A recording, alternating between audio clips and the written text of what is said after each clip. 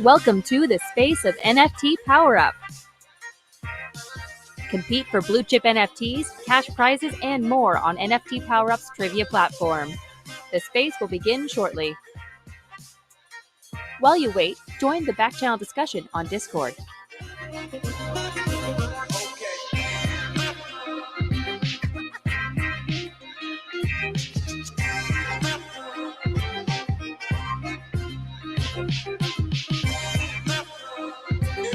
Join us every Thursday at 9:30 a.m. Eastern Time for commentary on the latest Web3 news and to win big with NFT PowerUp's trivia gaming platform, nftpowerup.io.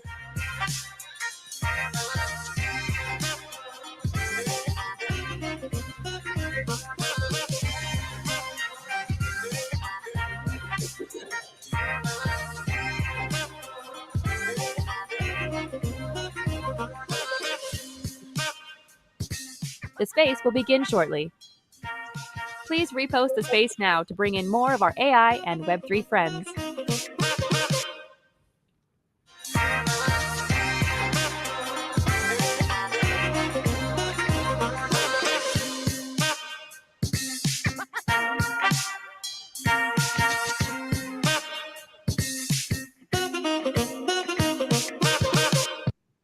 GM, how are we doing today?